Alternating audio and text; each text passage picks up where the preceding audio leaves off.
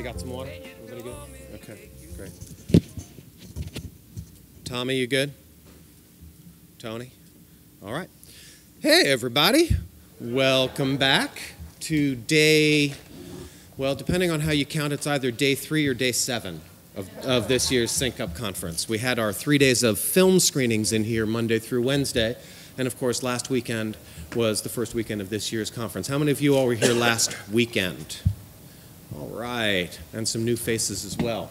Well, before we start the first panel, a couple of quick words. My name is Scott Ages. I work with the New Orleans Jazz and Heritage Foundation, which, as you all know, I'm sure, is the nonprofit organization that owns the Jazz Fest. And our role is not to produce the festival. That's done by Quint Davis's company, Festival Productions Incorporated.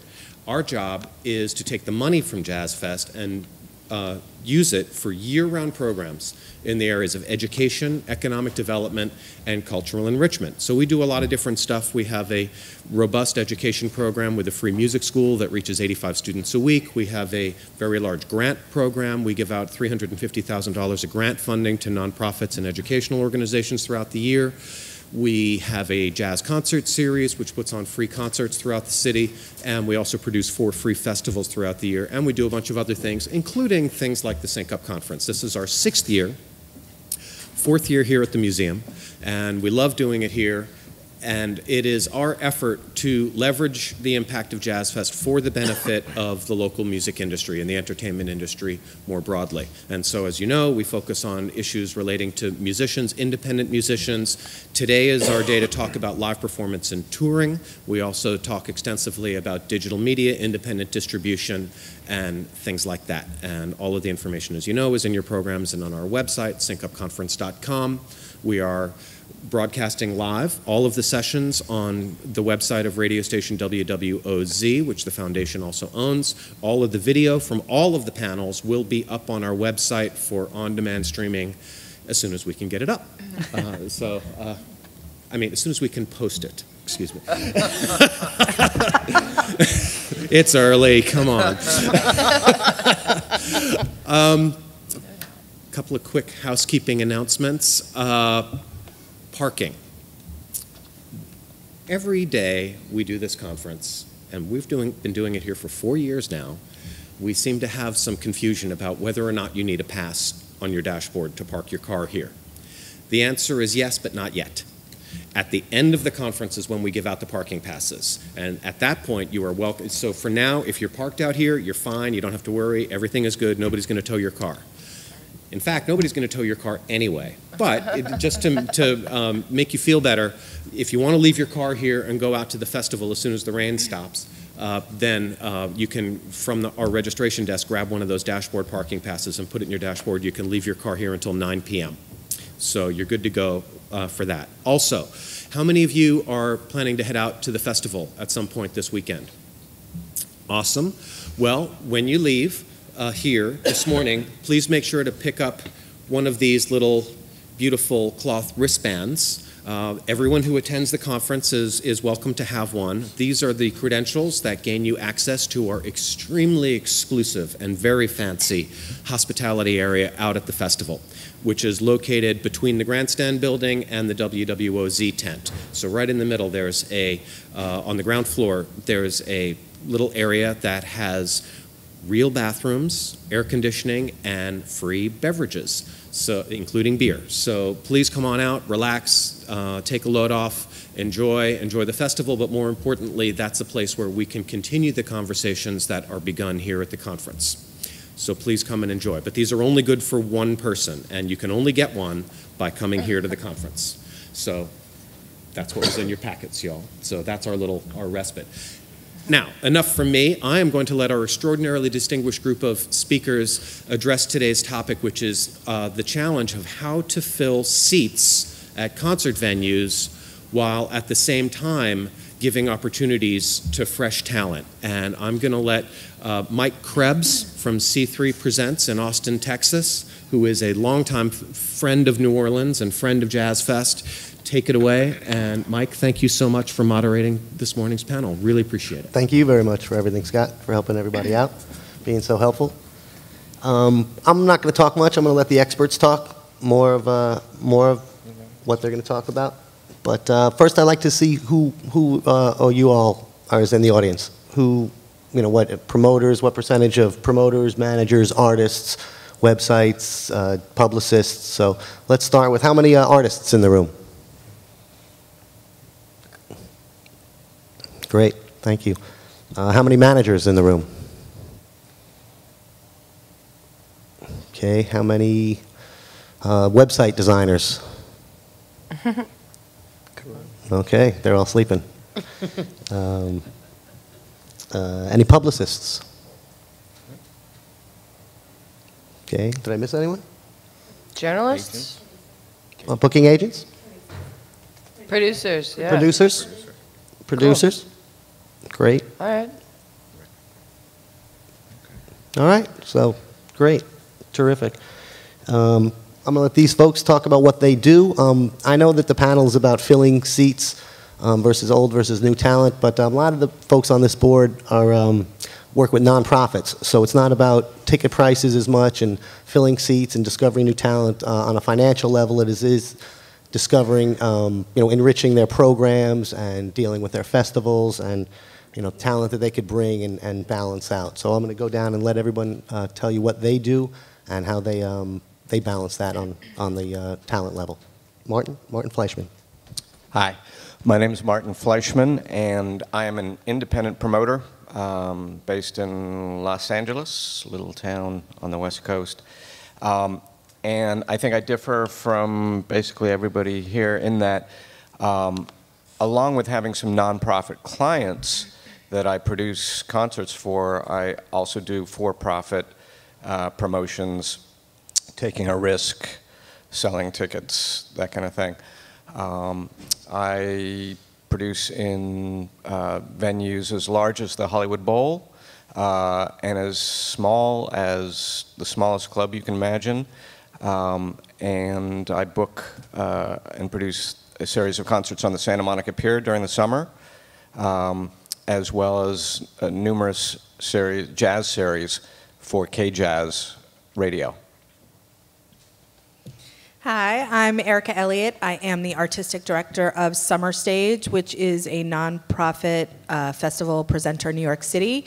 We're the largest presenter of free arts and culture in New York City, and our main stage is in Central Park, but we operate in over 100 parks citywide and do music, dance, theater, film, spoken word, and family programming. We also run the Charlie Parker Jazz Festival, which is a now 3-day festival at the end of August, and everything that we produce is free. And we also work as a venue and have promoters come in and do ticketed events. Hi, I'm Diana Ezerins. I'm from the Kennedy Center in Washington, D.C., where I program a daily free concert series that's 365 days a year, plus additional programming, festivals, and things of that nature. And it's also, you can watch all the shows online in their archive form or live. Hi, my name is Jill Sternheimer. I'm the producer of public programming at Lincoln Center. We produce 2 events, 2 festivals in the summer. One is called Midsummer Night's Swing, where we build a dance floor outside, and we have bands for social dancing 5 nights a week. We teach a lesson every night, a DJ, and then there is a live band for 2 sets. And at the end of that 3 weeks, we take the dance floor down and we put 3,000 chairs out, and we produce Lincoln Center Out of Doors, and that is a 3-week festival, open air, free as well.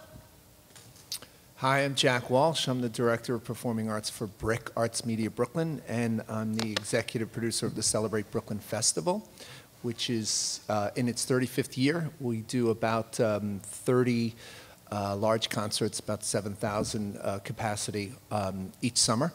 And then we're also opening a new $40 million multi-art center in downtown Brooklyn that is will feature performing arts, contemporary art, and media programming. So a whole bunch of new programming that's coming that way on a different scale and with a different perspective. So we'll talk a little bit about it. Thank you. Mike Krebs, I work at C3, as Scott said. I oversee the casino division. I've worked at AEG, Nederlander, and House of Blues, and worked with Martin over the years in Los Angeles, and just here to try to support New Orleans any way we can. So first, I'd like to talk about the percentage, about how much fresh talent these guys use versus established talent. So let's start there. Let's start with Jack. Sure, this way. sure. Well, at the festival, which, as I said, we've been doing for 35 years, it's changed over time. The festival's grown. In New York, there's a lot of free programming going on. And so we are interested in filling seats. And so, but what we do look for is, interesting emerging artists to put on a bill with an artist that has a larger draw. So many times those are under the radar artists, and what we're trying to do there is do some creative pairings. Most of the shows are double or triple bills. And, in an ideal situation, we'll have an artist who really attracts a large and enthusiastic audience, and then we kind of introduce that audience or inform that audience with some emerging talent, and particularly interested in artists that are doing something, different or have an interesting story or background to tell. And as we move into Brick House, the new facility that opens in October, which will have a flexible space from, a couple of spaces from as small as 75 seats to 400. We're really looking at ways in which we can work with artists that really tell a story and kind of inform and inspire in some ways. So we're going to try to do that not just with straight performances, but working with our media team to kind of create and disseminate those stories and performances as well. Good. So we use a lot of new talent. I was saying that just saying new talent, we need to be a little bit more, we need to define what that means, because what is new talent to us and what we're discovering in New York, it might be a really popular band in New Orleans, just our audience has never gotten to experience them. I'm lucky in our Midsummer Night's Swing program, we are able to bring a lot of new talent, and the way that we're able to bring that is because people are coming to dance for a genre. They're coming for a night of salsa music. So as long as there's a great salsa band, they're there and they are ready to dance. If we're doing a night of swing, they're there, they're ready to dance. So we have the freedom to bring up a band that might not have a name and that would probably be harder to bring up.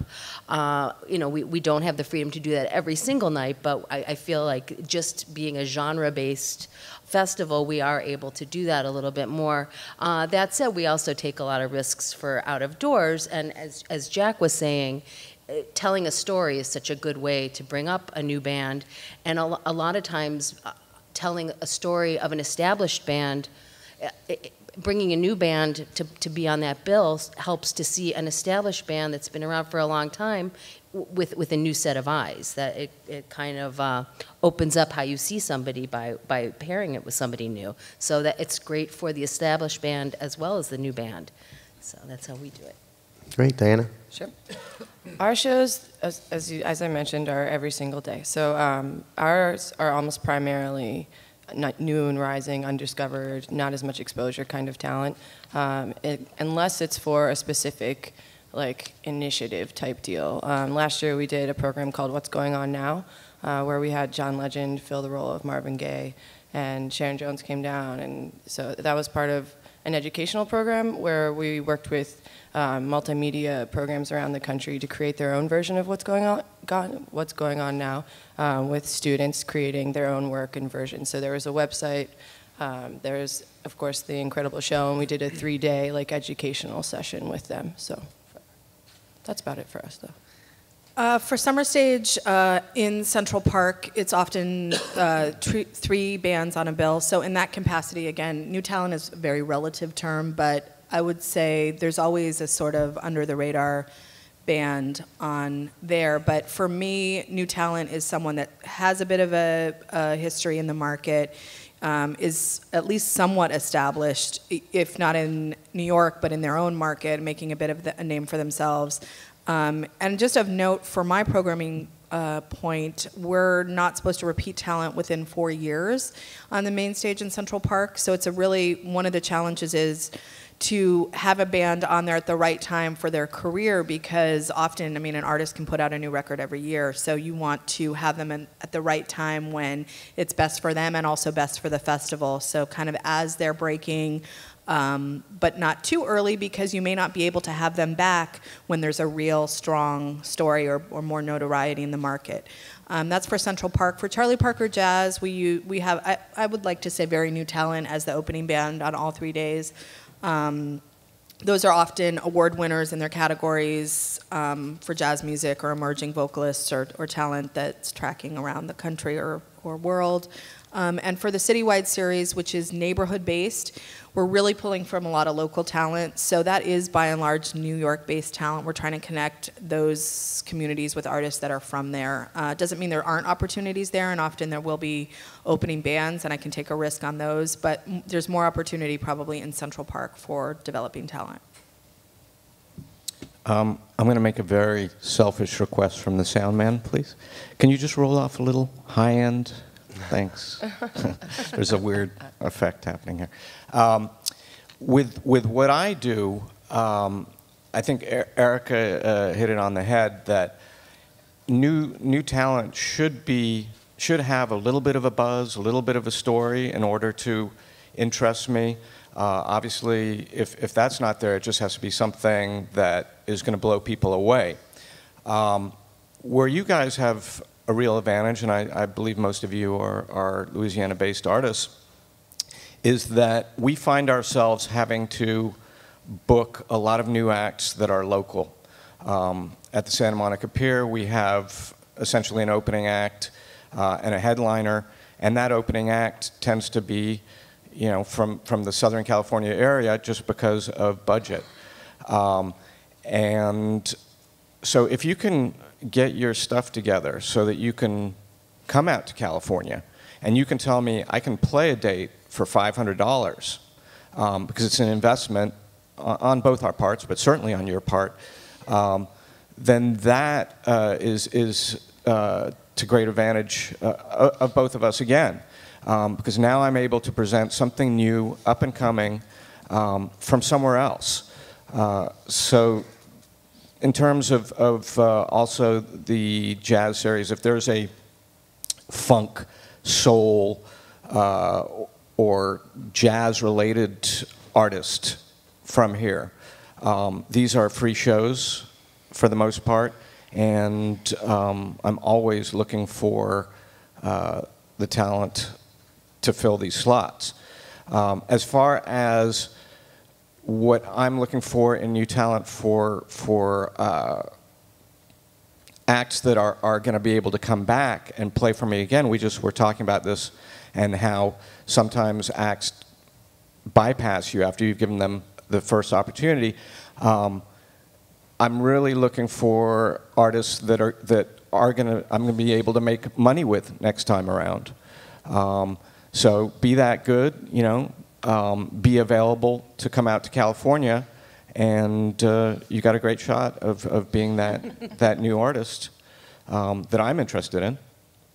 Hey, can I just add something to that? I think you just made a great point, and you know, in terms of, you know, it sounds crazy, you know, come out to California and we'll give you $500, but you know, to put that in some other context, you know, I think it's great advice. You know, book a tour, book a club tour, get there, get to New York, let us know that you're going to be there. You know, make it financially viable, and then the not-for-profit festivals do serve a real role and can really make an investment. I can't tell you how many times we have put an artist on the stage as an opener, and the next year or the year after, and I know that's been the case with my colleagues here from New York, that those artists, you know, their career has grown. It's a huge platform. Mm-hmm. So, you know, it's not just about doing it for the $500, but if you can make it financially viable to get there, and as was said, you know, let us know that you're going to be here and you're available. That's actually a get for us, because, you know, we can't get you here on our own in that scenario, but if you're coming,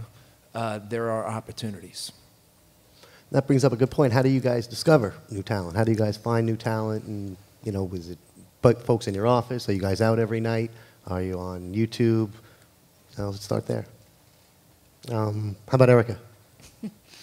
I think it's a variety of things. I mean, I definitely, in New York, we're lucky in that there's a lot of great music that comes through on every level from around the world. So we're in a great market where I can see a lot of developing talent. I definitely am on YouTube. I'm also watching what the promoters in my market are doing, even on a small scale, to see who's playing smaller rooms. But then I also, I think it is my job to have relationships and a network of people around the country and world who I can call on to kind of verify or to point me in the right direction of what might be happening in a market that I can't be in or can't have, can't be out seeing bands. So I like to think that I have a good network of professionals around the world that I can call on to say, what's happening in this market, who's this big new Latin thing coming out of South America, or whatever the case may be. I think it's about relationships also, and managers and agents, and also even non-music industry folks who are in a market saying, this is a great band, they're really blowing up here, we love them, they were special. So for me, it's kind of a combination of things. Diana? Yeah, sure. I love music festivals, so I try to go to music festivals as often as possible because you have so much opportunity to see so many bands. So and keeping an eye on all the festivals that are going on around the country as much as I can. NPR, for sure, I use a lot. All Songs Considered, all that stuff is awesome. My colleagues, obviously, of course. Yeah, YouTube, for sure. Yeah, I would agree with what both of you said. And then just getting lucky and going down a rabbit hole on the internet of clicking, going to a festival's website that I didn't get to go to, going on the links page, clicking a link from there, finding somebody I've never heard of that's playing a European festival that we were talking about the zeitgeist. That actually did happen to us last year. We found a band, clicking through several times, and then it just felt. We heard of this guy, never heard of him. He wasn't on a major label, he wasn't signed, and the next week we got an email, hey, have you heard of this guy? He's great. 2 weeks later, he got signed to a label. It's just weird. I mean, that's just from links in the dark. Then 3 weeks later, you hear of this guy, and he played, and it was at a time that he got some radio promotion, he got some press, just weird things in the universe. They just happen, and I feel like that kind of happens. Does that happen to you ever? Who was it? That was J.D. McPherson, and he played one of our dances that I had never heard of him. We had 2 weeks later, a friend sent an email, hey, did you hear, this guy would be great for Midsummer Night's Swing. So I showed it to my colleague, Bill. We listened, we thought he was great, and it just kind of happened that way. So it was a weird, cool way, but I don't think that happens in a bubble. I think that happens sometimes. Sure. Yeah, for me, as executive producer, we have a programming team that's led by an extraordinary artistic director, Rachel Chanoff, and there's about 4 or 5 of us that contribute to the programming. But I think what's interesting there is that she's involved in so many different projects and places. So she's booking the festival with me, and then she books performing arts programming at the Massachusetts Museum of Art, which is a fantastic place out in Western Massachusetts that has performing arts programming and artist residencies. And so a lot of times I think what we're doing is finding things that in one way or another are interesting and make some sort of a connection, or as I said earlier, tell a story that sort of aligns with something else we might be wanting to do, and sort of it helps illuminate it and blow open the concept. And so we're oftentimes kind of doing things together or across venues, and and it's just talking about our process. But the other thing I would say back to the opportunity piece is, I think that, and what I said before about these festivals and these larger festivals, and I don't use this term for myself, so but just as an illustrative point, the festival opening slot can really be kind of a taste-making slot, and I think that for emerging artists or artists coming to New York, that is it's a real opportunity. And I would say that my advice would be, don't send packages, don't send Oh, man. CDs, Oh, don't so I was send going to any of suggest that that. stuff. I was going to mention that. How do you guys like let to us get- know when you're performing. Let us know if you're coming to New York. Invite us to shows. That's great. Keep us posted on what else is happening about you. But kind of the old school EPK thing is probably not useful. Yeah, Martin, what do you think? For me, the talent that I've been lucky enough to work with that has really gone places, for the most part, I find out about that talent through other artists. So I would suggest that, if you know Troy, Trombone Shorty, if you know John Cleary, if you don't, this is a very small town, start networking. Get your fellow artists to recognize you, recognize your talent. I know it's competitive as well, but there's truly a brotherhood of musicians that when you become part of that, and once again, when you're good enough, people like me are going to hear about you from those artists. That being said, the internet has clearly made our jobs much easier, but you've got to use that correctly. You've got to have. For me, it's if I see a SoundCloud or a Bandcamp file on your page, that's going to make it really easy for me to hear what you're saying. Even as opposed to YouTube, which I can't tell you how many YouTube links I've clicked on only to see a black screen saying something that, this video has been removed by a user or something worse. So make sure that you're using, the internet properly. And those are methods that work for me. Now, Erika, you talked about, okay. I wanted to add one just kind of general point, and I'm sure it kind of goes without saying, but everyone, I imagine, up here and in general that works in music, we want to discover new talent. We want to be able to be the ones that say, well, I found this great new band in New Orleans or wherever it is in the world, and that we can bring them and expose them to our audience and be the first to sort of discover something new and amazing. That is one of the joys of being in the position, at least I feel for myself, is that aspect of discovering something new that you just think is amazing. And then just second to that is that you really do need to be amazing. You need to be good beyond good is good, because, it's a big world. And in my venue, I'm booking one soul music show or R&B or whatever, one, for the year. And that's 3 bands for the year from the entire world that I'm curating. So it's competitive, but that doesn't mean that there isn't often times where I just fall in love with a band and I just think they're so special and I want to be able to expose them to the New York audience. So, be really, really good, and also, understand that we want to discover you if you're amazing, because that makes our job great, and it makes us feel like we're actually impacting someone's career and also turning an audience onto something that they're not going to find maybe through traditional channels. Totally. Your website is so key, so key. Keeping, even if it's your Facebook page, keeping it updated with where you're playing and new videos and things of that nature. There are a lot of great panelists last week who have created a lot of really efficient, wonderful tools. So I would definitely suggest you look at those people and their programs and see if it might be something that would benefit you. Because organizing your online presence, without it, I'm not going to book you. And I need a website where I can find things, which is why investigating these other resources might be really beneficial for you. Especially because you're a new band, we're so invested in telling your story. That's how we get people interested in you. So that's very important for you to partner with us to be able to tell your story. You let us know, and the website, and not just the homepage either. You have to make sure that you're updating the bio page. If just making sure, hey, he plays all the time with this guy.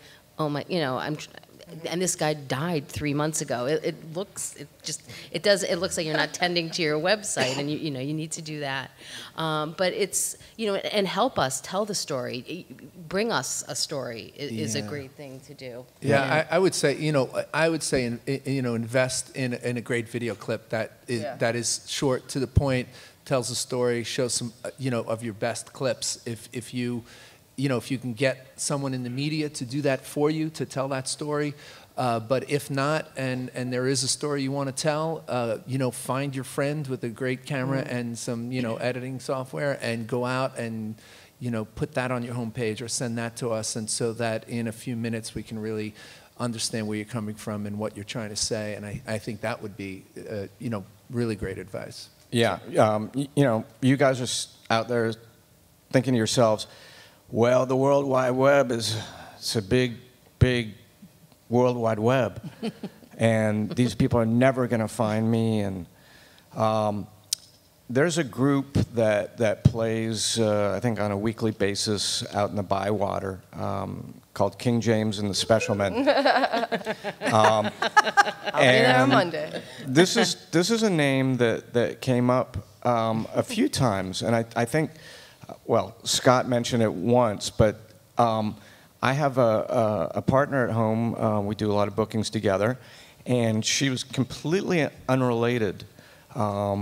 She's in the indie rock scene in LA, and I brought them up, and she's like, well, wait a minute, no, I know that group. They're amazing. And unfortunately, their web presence does kind of suck. And the videos are like shaky and pathetic, but it's one case where the quality does break through.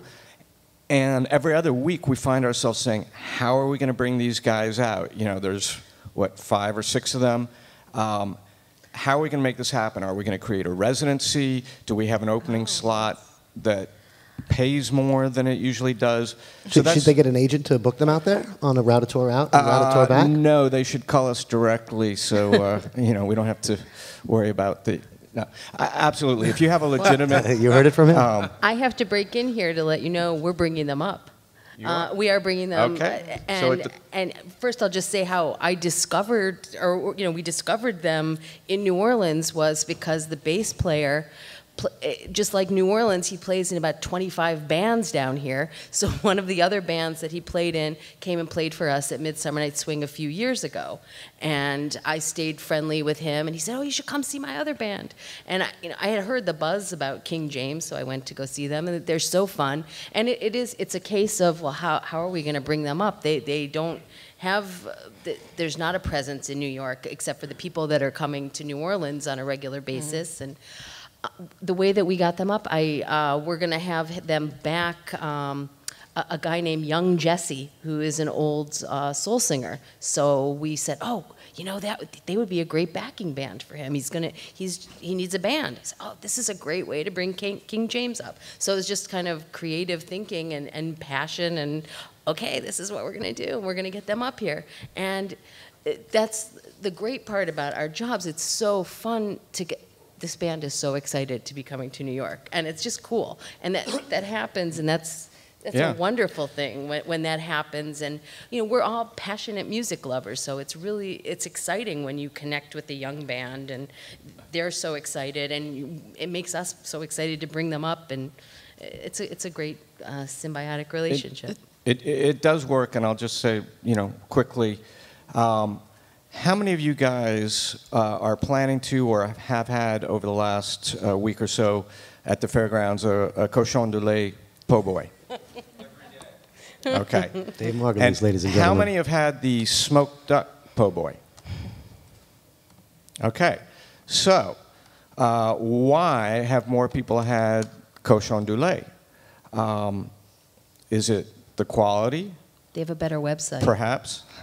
They have a better agent. There's an intangible that applies to bands where people hear about this thing, and the word of mouth is such that you've got to have it. And then once you have it, it's so damn good that you have it every day.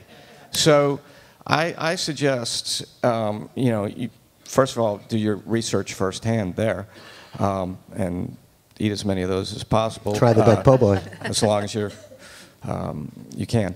But think about that and why the one thing appeals, or that people from New York and LA and places like that know about that sandwich, but not necessarily the smoked duck one. Well, you know, if you can figure that out, you're halfway there. I'd like to piggyback on that idea. It's all about building your tribe. I mean, you need to build your solid fan base. We heard about, it's all through word of mouth, and maybe you have a friend who has a video camera who can just do it for you, but then they'll share that video. So it's all about that spread of the web, you know.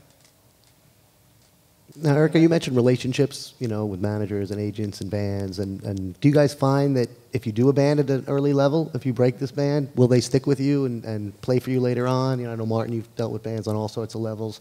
Do they jump to other venues, other promoters, or, you know, do they kind of stick with you guys? And how do you guys go about developing relationships with managers, agents, artists? I love all the bands, and I'm so happy when they play our stage and then develop into the bigger stages. It makes me really proud and happy, of course. And do you find they stick with you? They play for you on different levels? We can't repeat artists, really, because we want to give everyone as much of an opportunity to play as possible. So once we have them, we have to let them go. I believe that's like Erika as well, right? Can you explain that? Yeah, I mean, for me, again, you know, I mentioned in the main stage in Central Park, we were really not supposed to do repeats 4 or 5 years. I should not be repeating the same act. And that's even if you're the opening band at baby level, just starting your career. 5 years later, if you're still in the game, you know, that's the next time I can book you. So on that level, there is a bit of a challenge. I have gotten creative with a few artists that are just able to be diverse enough to play different formats. A couple examples are the group Ozo Motley, who I had, you know, on a straight band booking multiple artist show, and then I brought them back less than 5 years later, but with the New York Pops. So they were one of the few contemporary artists who actually had charts and had been doing some orchestra dates. We do one date with an orchestra and a contemporary artist. So because I'm a fan, but they were also prepared to do that kind of work, I was able to bring them back earlier. And also then was able to, a few years after that, have them out in Brooklyn on one of my neighborhood series. Another example is someone, Jose James, who I had very early on in his career before he got signed to a major, playing on Charlie Parker Jazz. He's not really a straight jazz artist, but he could do it. You know, I knew he had the ability to cover that and be appealing, as he was an opener on that festival. And then, of course, you know, he'll actually be playing the festival this year with Shuggie Otis on a main stage now that he's got a major label release. And so I can repeat, but the history with artists, it's not like a club where I can help to really be strategic in their development. I do like to think that having them on the bill in some capacity is a platform, and I know for many artists starting out, having that opening slot has sort of solidified their credibility both on a national and an international level to say they've played my festival, positions them for European festivals or other things. So in that way. I'm sort of in the same boat as Erika, but with our new facility coming online in October, I'm excited that we'll actually have sort of 3 size spaces, a very small kind of rehearsal presentation room, 50, 75 seats, and then, as I said, a sort of mid-sized performance space, and all of these wired for television. So, and then the festival, which is, you know, we have these opening and headlining slots. So increasingly, I'm thinking about how we can work with younger artists and work with them over time and have them come back again and again and kind of come through our different programs and our different spaces. And you know, to the travel point, you know, that'll likely be with some local artists initially. And in terms of our history, we've had some experiences like Erika described. Although we do have artists come back a little bit more frequently to the festival if, you know, they're working on new projects or if we put them in unique situations. Scoring new music for film is a case that we, you know, an example that we've been doing some interesting things. Marco Benevento, who is down here, I think, this week, is somebody we sort of just took a chance on. We liked him. He had this crazy idea. We took a risk. We put him on the festival. It, you know, kind of crashed and burned. But you know, that's an example of somebody that we had done some other stuff with, and we liked him. He had an interesting idea, so we took a chance on it. Martin, what about you? This probably applies to you more than anyone since you do on all levels of promotion. I can answer that, but I think, Scott, did you want to go to questions? Or? I have a question. Can Oh, you have a I ask a question? question of the panel? Sure. On the topic of research, artists approaching you, cold calling, asking for a gig, how do you feel about getting a cold call email from an artist on the day of your festival or the day before your festival? Especially if you're doing a hip-hop event and the artist contacting you is a heavy metal group, Right. or a Christian rock group, or the other way around. You're doing a rock event and you're getting an email on the day of the show from a country act. How do you feel about that? Clearly, And what are the chances you're going to book somebody when that Right. happens? Clearly a case of terrible timing of the worst kind. Just know when we're going to be busy, which is probably when a festival is opening up that we're producing. And you can by knowing who you're dealing with, you can really put yourself in a good position. If you go to my website, my company's called Rum and Humble, and it's RUMANDHUMBLE.com. You can see when I'm doing stuff, and it's not all the time, but there are times when there's a fair amount of stuff going on. And that's not a good time to introduce yourself. Otherwise, email is great. Phone calls are not so good if I don't know you, and that goes to what Mike was saying about relationships, and it goes both ways. I've got people I'd love to talk to that might not necessarily pick up the phone because I don't know them yet.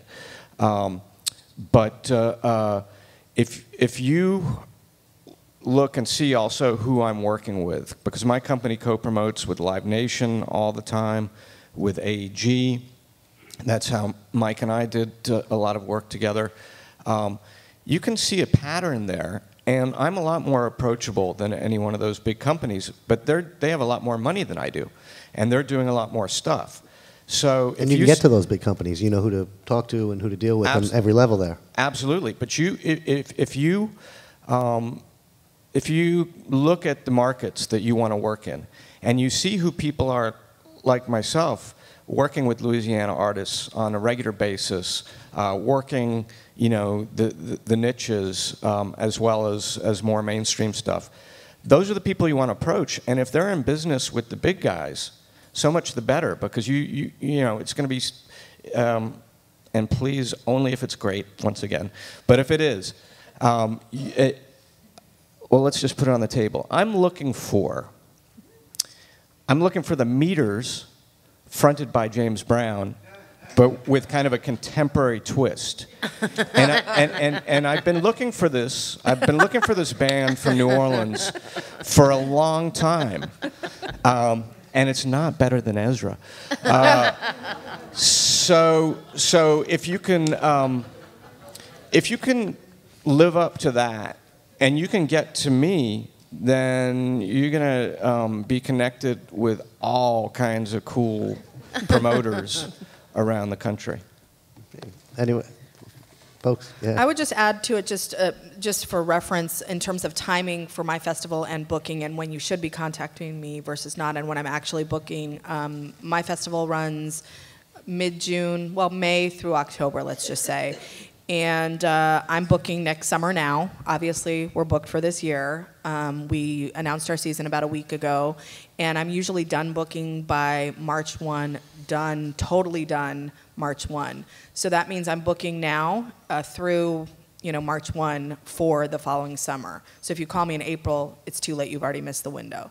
So just in terms of when to be contacting people, maybe that would be valuable to put out. Yeah, doing your research is so important. I don't know how many people have called me, so many, and didn't know that our show was every single day of the year. They're like, oh, not just on the weekends? And I'm like, no, why don't you look at the website before you give me a call? And also coming through other bands who have played my venue is really helpful, because it already has a level of I can rely on the artist because they know the program, they know the vibe of the room, things of that nature. So if you have a friend who's played or toured through, then that's a good way to come through to me. Yeah. It's almost when you're reaching out. I think it's doing the research is so important on your end as a band or as a publicist or as an agent, and learning the language to talk to us in. You know, it's so important to look at our website and know what we do. When we just kind of, if someone's calling and they don't at all know what our festival is, it's not how. It's a reciprocal thing. So if you're not being respectful to us and knowing what we do, why are we going to listen and want to bring you in? But, you know, it's kind of 101 of establishing a relationship. So that's, you know, it is really important, just even how you're doing your calling or you're emailing. I'm definitely not calling, emailing. I'll just echo everything my colleagues said, and I wish we had our summer festival done by March 1. I tried for April 1 this year, and I think we were 18 days late. Again, moving forward, the other thing I would say to anybody here, again, you know, got to be great, it's got to be great, it's got to be great. But given the mission of our organization, we're mission-based, many of us up here. But given the mission of our organization and the new chapter that I've talked about with our new facilities, part of our mission is to really think about connections to Brooklyn. So if any of you are out there and are great, and you have some interesting connection to Brooklyn vis-a-vis New Orleans, that's something I'm really interested in. Great. I'm going to probably open it up to questions. We had another 10 minutes or so. Also, Jack had a great idea. We just maybe go down the panel, everyone give you just like a nugget of advice or some kind of advice that they'd recommend to help out. Why don't you start, Jack? Yeah. Anybody have a connection to Brooklyn? New Orleans accents are very similar to Brooklyn accents. Yeah, it is. Yeah. Your mama and them. Oh my gosh. So a nugget of advice is, besides being really great, be charming. Wait, you know, be funny in your email. Be nice. You know what? Yeah, don't be a jerk. Which is, it's kind of funny, but my colleague Bill and I say that there's so many bands. And I have a no asshole policy. Yeah. We talk I mean, about it it's- all the time. Very good to have in the music business. I'm going to take off now. It's a, you work so hard. If you slip in and you're an asshole, like, you're marked forever. You know, It's you know. like, no way. And we tell each other who the asshole. Yeah, exactly. See that? We know. There's a list. Well, and be clear that we talk to each other. So if you're on his asshole list, you're probably going to get on mine too. There you go. I mean, it is a really small community. So, I mean, I think it goes without saying that word does travel, both good and bad. So if you're great and you have a great attitude and you did a great job in Brooklyn, but he can't book you for a couple more years, you know, I'm certain that the recommendation will be out there to other presenters, both in New York and across the country, that this is a great band that really delivered and really did an amazing job for whatever festival it is. We do talk to each other, clearly we know each other. So building your network both with your hometown artists and promoters and agents here, but you know, once you play somewhere else, make an amazing impression, both from a personal standpoint, but also musically, because that can also speak volumes, and the word about that can travel as fast as you can make calls or send out emails. Sure. Be flexible. Understand that as much time as you have put into your craft and your art, so have we. There's two sides to every deal, and we are doing business with you. That being said, some of us are also musicians and understand what that means, and we see your side too. So just be a little flexible, meet us halfway. You get a lot done, and you guys don't need a ton of advice because you're from here, and there's really nothing better in the world if you are an artist from here. John DeLay po' boy. So you're already, you got a huge leg up, and it's something you should be proud of and happy that it happened. Thank mommy and daddy. Okay. You can't get much more of a musical town than New Orleans. So. We only briefly touched on this, but press kits. A couple months ago, I sat on a panel for the Future of Music Coalition, and Bob Boylan from NPR was talking. He said something that kind of blew my mind. I try to go through press kits, but I don't. It's definitely not my favorite thing to do, and like paper is kind of useless. I just want to like see the CD and go to a website, but I used to try to get through all of them. And Bob Boylan said this is what he does. Literally, he'll have his intern pull out his press kit, throw all the paper away, pictures, all that stuff, folders, and he literally just looks at all the covers. That's it. Covers with the spine, like whatever, like a real nice, if it's a really nice, engaging cover, then he said that that's enough for him to want to engage further. If he likes the first track on the CD, then he'll go to the second track. If he doesn't like the first track, he throws it away. Like, it totally blew my mind. So that's something to keep in mind. That's his. Well, I think the point is also that there's a very, very small attention span because we're all so inundated with people who want to get in front of us. And so understand that and don't send us more than we need, and maybe don't send us anything at all unless you're really sure it's a great link or it's a great website or it's a great video link, because you're only going to probably get one chance, especially if it's a cold call submission type. So just, understand that you've got sort of a really small window to get in front of us and to make sure that that first moment is really something that stands out, like, that catches our attention. Yeah, my advice would be it's a marathon, not a sprint. So I know bands that are on their 5th record. They're still working very hard at their show. They're still working hard on their writing, on their albums. So it's you might think you made it when you got the record deal. You still got a long way to go. You might have made it when you got the arena tour. You still got a way to go. It's just, Aaron Neville's still working. All these musicians local are still working after all these years. So just know that it's not a free ride. It's just a lot of work, but it does pay off in the end, as you can all see. So we'll take some questions. Hi, my name is Cindy Scott. I have 2 quick questions. One is about the connection to Brooklyn. Are you talking story connection or people connection? Because every New York emerging musician lives in Brooklyn, and I know a lot of them. Well, I wouldn't say I know somebody in Brooklyn is the kind of connection I'm looking for, but yeah, some project connection. Yeah, a project or some interesting connection or collaboration or that's awesome. A history, And then the other question was about being from New Orleans, because if we are not stereotypically New Orleans musicians or don't produce stereotypically New Orleans projects, how does that come across to you people that are looking for people from New Orleans? I love it. I just did a series of stuff, 2 weeks, almost 3 weeks worth of programming about New Orleans artists that aren't totally, like, not super traditional, like things that maybe an audience wouldn't necessarily think of. So I love it. Like, wear that New Orleans with huge credibility, because I pay attention every time I see that. Yeah, it's about authenticity and originality, and that originality goes a long way too. What I meant by that is that you've been drinking the water, it's in your blood, or something. And something. We all know that it's an intangible that doesn't necessarily have to come out in kind of a second line shuffle in your music, but it'll be there. So thank you. Consider yourself lucky. Yeah. Hi, I wanted to follow up on the press kits, because I was surprised you even got hard press kits. I thought everything was either in an EPK or through Sonic bids. What do you all want?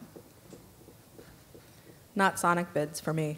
Okay. Yeah. Not Sonic. And not a press kit in general, but email, and in that email for it to be really succinct with links, and I prefer video to music, because I'd like to see what it looks like on stage if I can't see it in person.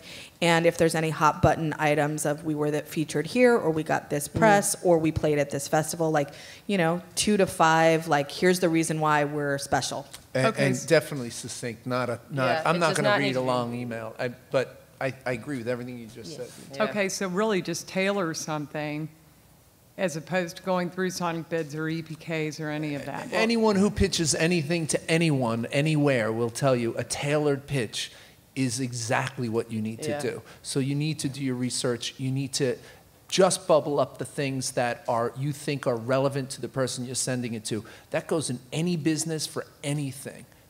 Thank you very much.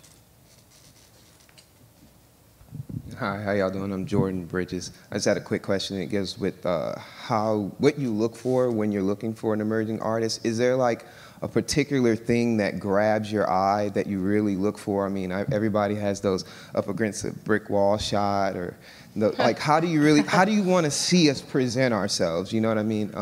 Through video, a crying moment. Like, what do you look? I love good photos. I mean, the brick wall, yeah, that gets a little old. So a little originality goes a long way for sure. And like a good video, like Live. one good live video, yeah, for sure. Is better than any press photo that you can do. I mean, one good, and it could be just a club date, but a date that you were rocking and it was live and it was something that you really wanted to be present at is better than Keeping that current is important too, because a lot of times people will send me things and they have a video from 2007, and I'm like, dude, man, that was a long time ago. You got to update that stuff. Cool. Yeah. I'm sorry. Uncluttered, clean. I will say, as far as photos go, if something is like a square, just a little piece of advice for when you are actually gigging and sending your stuff out, that's so much easier for us to work with rather than, this rectangle that with all the guys going across that doesn't fit in our stuff. Me personally, I really like just a square photo, 100 by 100 DPI. Yeah. I remember that. Or in the second question, what about like interview style videos, like those maybe 5-minute long to 10-minute long, just really getting your story? I know you don't want to really tell your story too much because you kind of interspersed with live. I actually prefer that. Tell the story. Talk to me. Show it to me. Let's see the performance. That sort of, cutting back and forth, the story, the performance. And if you can sort of thread that together, that's, for me, very effective. And I would just say, for me, only if the story is special, because if you're just saying, oh, we were influenced by this band, and okay, so is everybody else. But if there's something you actually have to say that is why what you're doing is special, or what unique, or why your voice is different, or just something that is special, then cool. Otherwise, then let the music speak for itself, for me. And you have a story. You just need to tell it properly. It's good when you open the door to come out with your strongest, whatever piece of your story you're telling, or hopefully it's the piece of the live, but to come and make the first strong impression, that's going to keep people looking, even for 2 minutes, 3 minutes. So I think a lot of times when I get bios or I get EPKs, the story is so convoluted. I don't want to say convoluted, but it's just like, we were born here and we did this and we started in this year, and it's just, for me, that isn't that helpful. If there is like a point of like, this band's genesis was this moment when this crazy thing happened, I don't know, but something that's special, that's fine. But knowing where you were, down the road, maybe I'd be interested where you were born or what year the band started, but for me, that is not that important. But your audience might love that stuff too. It's not just about the promoters or the programmers. It's also about, again, building your tribe, building your community. Yeah, I have to say also, the thing that I'm struck with is most artists, even really well-established artists, have awful bios. Yeah, no doubt. Absolutely awful. So, it's not about where you were born and your discography and what year everything. Sure, somewhere, if I need it, I want to find it. But you got to tell the story. You got to bubble up the interesting things, the things that are compelling, and that doesn't necessarily have to be promotional. That doesn't have to be, I'm the greatest and I've played here. We want to know that, but I'm interested in, sometimes, especially for emerging artists, I'm interested in the struggle. But be brief too. A couple of paragraphs.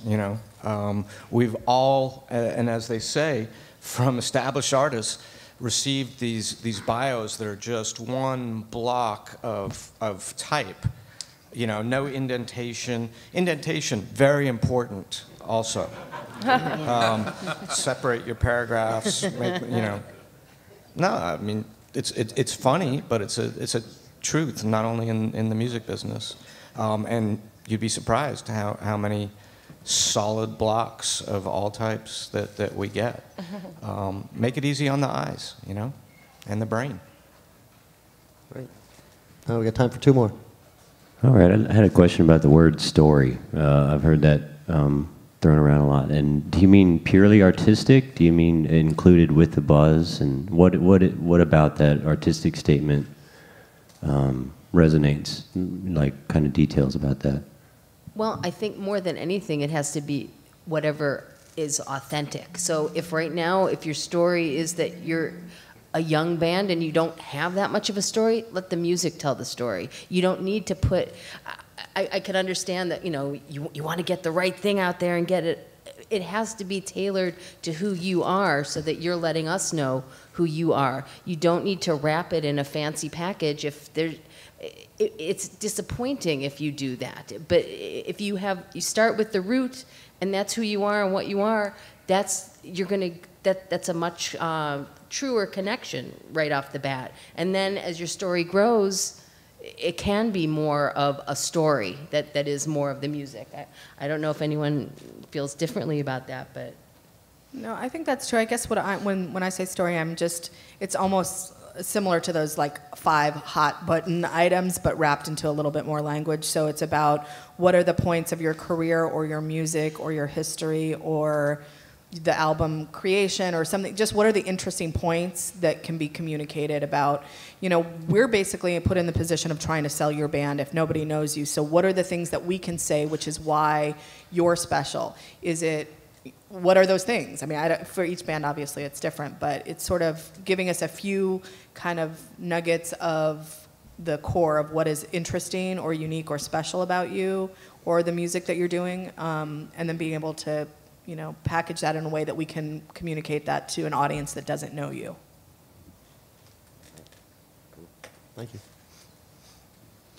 So I'm a senior in college and just developed my first music festival last month. And what, you know, it's more, we've been talking about artists, but like what advice would you give an event planner to grow their festival for next year? Like, you know, it was sort of a small festival. We had a couple hundred people show up, but we want to showcase, I'm from Mississippi, we want to showcase emerging Mississippi artists, not your traditional like blues or anything, but even more like indie rock and hip hop and country and, you know, alternative, you know, stuff that you wouldn't think would come out of Mississippi. So what kind of advice would you give? Money. Yeah. I think everyone here would say money. Don't lose your ass. Money. And then you need the money. I was thinking the experience, making sure that your audience is connecting with that experience and understands why that's a unique experience and getting them on board to talk about how awesome your festival was. Congratulations, by the way, that's awesome. Thank you. I guess if you can also get some press or some video that can live beyond there and that can attract audience, and that, you know, if what you're doing is really unique to your market, because I honestly don't know much about what's happening in Mississippi. So for someone like me, if there's a festival that happens there that's really showcasing interesting talent from Mississippi and you can get it out there, at least circulated, that this is sort of a destination for discovering the next new, you know, whoever, for me that might just build on itself, whether it's on a national scale, local scale. Yeah, and what's the name of your festival? Yeah. It was South City Records Music Festival, which is HCR Music Fest. Right. Think about your audience experience beyond the music. How can they be comfortable? Are there enough bathrooms? You know, can they get water? Who are the best restaurants that can come out and cater? That kind of thing. You know, the layout. That's a whole nother panel, actually. Yeah. Yeah, no doubt. And I was going to say, just go to the festivals that you love and analyze, why do I like this? What is good? What do I like about this? And how can I know I can't make the New Orleans Jazz and Heritage Festival into my festival, but what can I take and how can I, you know, it's outdoors. Connect it? It is. Yeah, I agree. I think the physical environment outdoors can be very, very special.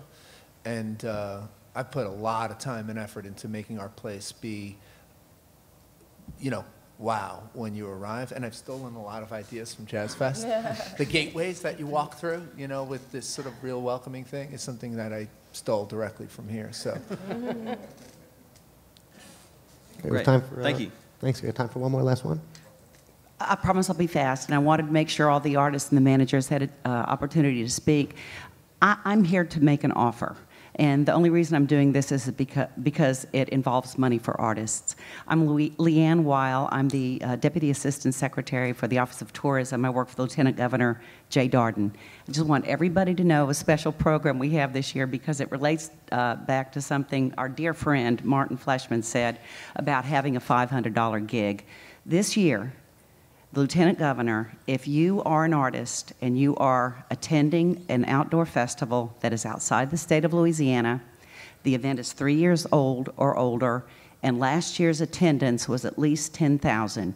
The state of Louisiana will pay you to be our music ambassador and to go into that new community and just do what you do anyway, because our artists, wherever you play, I don't care if it's Wisconsin or Colorado or Edmonton, there's something about Louisiana artists that the audience knows you're from Louisiana. And we know, the Office of Tourism, that one of the reasons people come here, look around you this weekend, is for music. They come for music, they come for food, they come for our culture, they come for outdoors. So anybody in this audience, I got money for you from the state of Louisiana. Come see me afterwards. I'm sorry to interrupt, Scott, but there's money involved.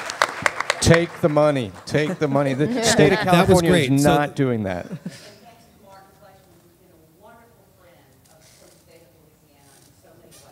Thank you. She's a plant. I put her there. Well, thank you very much. So now you can all talk to her. And so thank you all so much. How about a round of applause for this incredible panel? Okay, I have a request of everybody. Now, usually what happens at this moment is these guys walk off the stage and head towards the outside, and you all leave your seats and then go try to hand them a package. I'm going to ask you not to do that. I'm going to ask you to let these folks exit gracefully and for you all to stay in your seats. So exit gracefully. Thank you. Because we are going to reset the stage real quick, and we're going to roll right into the keynote interview with Danny Melnick. But it's Danny Melnick. Yay, in the house. But it's not going to be nearly as much fun if you all get up and try to hand these folks a press kit. So please wait until a sufficiently respectful period of time has elapsed. In the meantime, right, exactly, and then rush you.